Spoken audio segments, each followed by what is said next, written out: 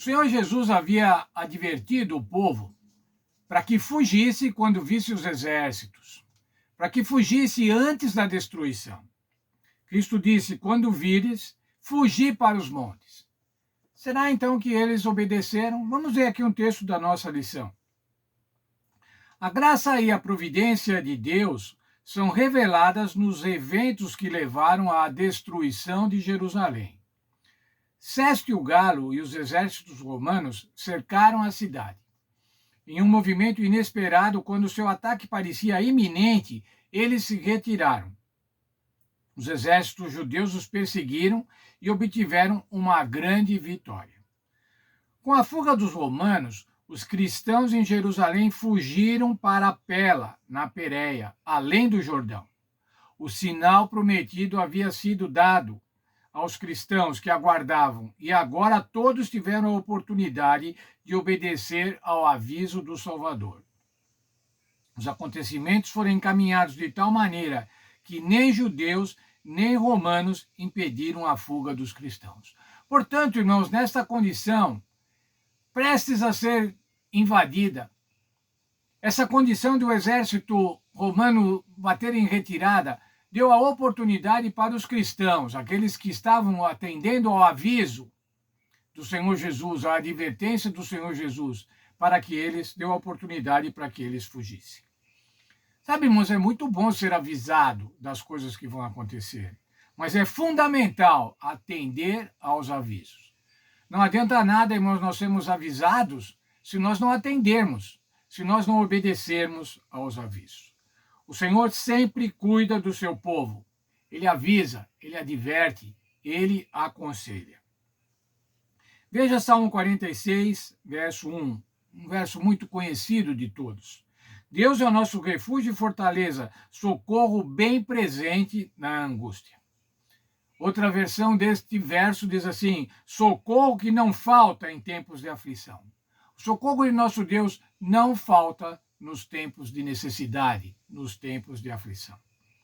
Isaías 41:10, que é o verso para memorizar dessa semana, diz assim: não fiquem com medo, eu estou com vocês. Não se apavorem, pois eu sou o seu Deus. Eu lhes ajudo, eu lhes dou força. Eu os protejo com a minha forte mão. Eu os protejo com a minha mão direita vitoriosa. Eu os protejo com a mão direita da minha justiça. Em momentos difíceis, o Senhor sempre sustentou a sua igreja. Sempre sustentou o seu povo. Isso quer dizer, irmãos, que o Senhor Jesus também sustenta seu povo hoje.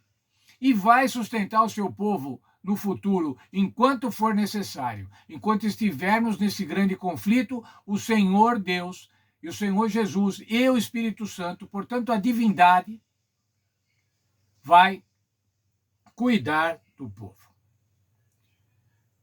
Quais são os momentos difíceis que são apresentados aos crentes? Quais são os momentos muito difíceis da batalha contra o mal?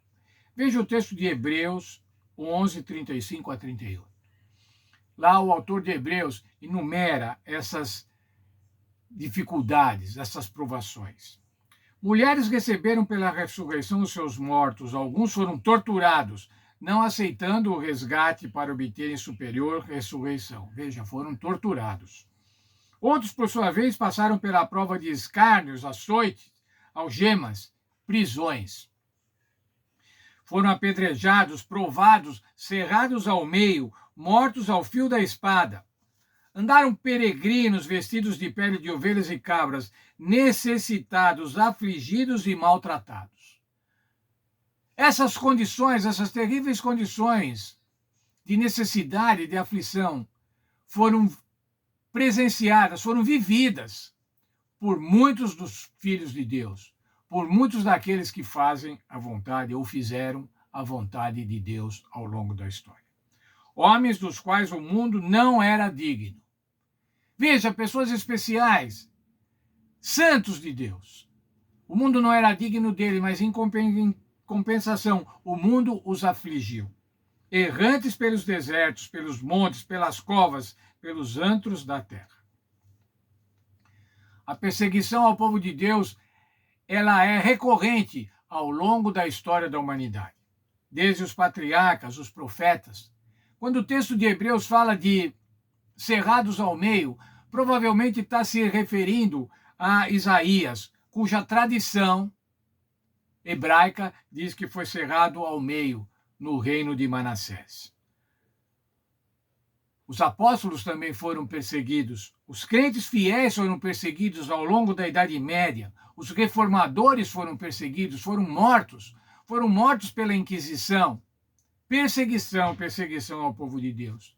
Ainda hoje, irmãos, muitos cristãos são perseguidos. Como eu já disse, não são perseguidos no nosso país, felizmente, mas são perseguidos nos países muçulmanos radicais, são perseguidos em alguns países socialistas, são perseguidos também nos países do Extremo Oriente, onde há religiões das mais diversas, onde há deuses dos mais diversos, e muitos desses cristãos são objeto de perseguição e são mortos nestes locais. Veja só a promessa gloriosa do Senhor Jesus a cada um dos seus filhos fiéis. Apocalipse 2:10. Ser fiel até a morte e dar-te-ei a coroa da vida. O que o Senhor quer de nós, irmãos, é fidelidade. O que o Senhor quer de nós é que aceitemos os seus avisos. Não nos escutemos simplesmente os seus avisos, mas que os pratiquemos, os coloquemos em prática. Veja um texto da nossa lição, o texto de Ellen White no livro O Grande Conflito. Os esforços de Satanás para destruir a Igreja de Cristo pela violência foram em vão. O grande conflito em que os discípulos de Jesus rendiam a vida não cessava quando esses fiéis líderes tombavam em seus postos. Com a derrota, venciam.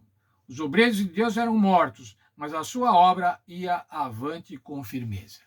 O que é isso, irmãos? Vencer quando são derrotados. Isso é obra do Espírito Santo. Isso é obra de Deus na vida dos seus filhos. Nós não sabemos, irmãos, se vai chegar um momento e nós vamos ser perseguidos. As profecias apontam para isso. Pode ser que isso aconteça na nossa geração, ou na dos nossos filhos e netos, não sabemos. O Senhor Deus tem os seus tempos. Mas nós sabemos o seguinte, irmãos, o Senhor nos protege. O Senhor nos protegerá com a sua mão poderosa, com a mão direita da sua justiça.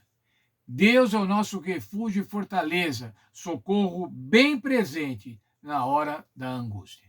Que possamos então ter tranquilidade e vamos tocando a nossa vida de cristãos, testemunhando do Senhor Jesus. Se chegar a perseguição, que chegue, mas nós queremos estar ao lado do Senhor Jesus, fiéis à sua palavra, obedientes e certos da sua direção e cuidado. E certos, principalmente, da vida eterna. Ser fiel até a morte e dar-te-ei a coroa da vida.